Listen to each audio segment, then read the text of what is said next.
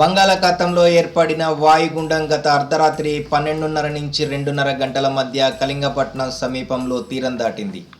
ప్రస్తుతం వాయువ్య దిశగా పయనిస్తూ ఉత్తరాంధ్ర మీద ఆవరించి నేటి సాయంత్రం లేదా రేపు ఉదయానికి బలహీనపడే అవకాశం ఉందని వాతావరణ శాఖ తెలిపింది. దీని ప్రభావంతో కోస్తాంధ్రలో పలు చోట్ల భారీ వర్షాలు కురిసే అవకాశం ఉందని పేర్కొంది. మరోవైపు రాష్ట్ర వ్యాప్తంగా విస్తారంగా కురుస్తున్న భారీ వర్షాలు జనజీవనాన్ని అతలాకుతలం చేశాయి. రవాణా సౌకర్యాన్ని అస్తవ్యస్తం చేశాయి. విజయవాడలో కురుస్తున్న భారీ వర్షాలకు మొగల్ రాజపురం సున్నపుబట్టి సెంటర్లో కొండ చర్యలు విరిగిపడ్డాయి. ఈ ఘటనలో 7 ప్రాణాలు కోల్పోయారు. లోతట్టు ప్రాంతాలు నీట మునిగాయి.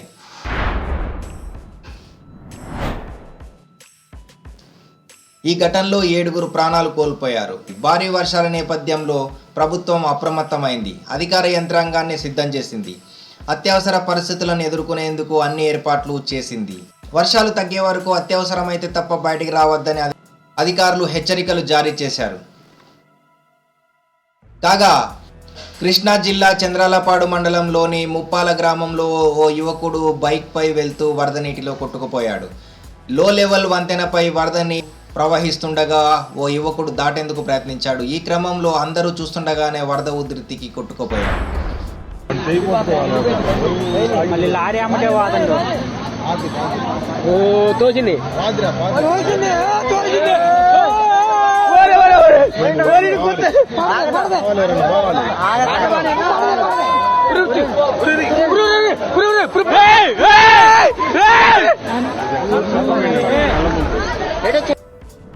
ఏపీలో భారీ వర్షాలపై హోం విపత్తుల నిర్వహణ శాఖ మంత్రి వంగలపూడి అనిత అధికారులతో సమీక్ష నిర్వహించారు.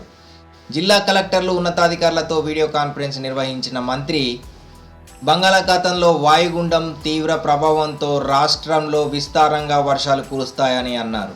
తీరం వెంబడి గంటకు 45 నుంచి 55 కిలోమీటర్ల వేగంతో ఈదురుగాలు వీస్తాయని, ఆదివారం చాలా చోట్ల మోస్తారు వర్షాలు, అక్కడక్కడ భారీ వర్షాలు కురుస్తాయని చెప్పారు. రానున్న 2 రోజులు మరింత అప్రమత్తంగా ఉండాలని, ఇకపై ఎలాంటి ప్రాణ నష్టం జరగకుండా చూడాలని జిల్లా కలెక్టర్లకు హోంమంత్రి సూచించారు.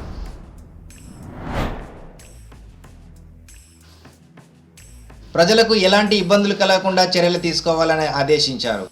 అలాగే త్వరితగతిన సహాయ చర్యలు చేపట్టాలని, ప్రభావిత మండలాల్లో ప్రజలను అప్రమత్తం చేయాలని, సురక్షిత ప్రాంతాలకు తరలించాలని సూచించారు. ఆర్డబ్ల్యూఎస్ హెల్త్ అధికారులు క్షేత్రస్థాయిలో అందుబాటులో ఉండాలని ఆమె చెప్పారు. ప్రమాదకరంగా ఉన్న హోర్డింగ్స్, పడిన చెట్లు వెంటనే తొలగించాలని సూచించారు. రోడ్ల మీద నీరు పూర్తి స్థాయిలో తగ్గే వరకు ప్రజలు బయటికి రాకూడదని, సహాయ చర్యల్లో ప్రజలు అధికారులకు సహకరించాలని మంత్రి కోరారు. ఎన్టీఆర్ జిల్లా నందిగామ వద్ద వాగు పొంగుడుండడంతో హైదరాబాద్ విజయవాడ జాతీయ రహదారిపై వాహనాలను మరలిస్తున్నారు. ఈ రోడ్డు నిత్యం వాహనాలతో హడావిడిగా కనిపిస్తుంది. ఇటీవల కురుస్తున్న భారీ వర్షాల కారణంగా నందిగామ వద్ద వాగు పొంగింది. జాతీయ రహదారిపైకి నీరు చేరింది. దీంతో వాహనాల రాకపోకలకు ఇబ్బంది ఏర్పడుతుంది. ఈ నేపథ్యంలో హైదరాబాద్ నుంచి విజయవాడ వెళ్లే వాహనాలను ఖమ్మం వైపు నార్కెట్పల్లి అద్దంకికి రహదారికి మళ్లించారు. దీంతో కోదాడ జగ్గయ్యపేట మధ్య ట్రాఫిక్ జామ్ అయ్యింది.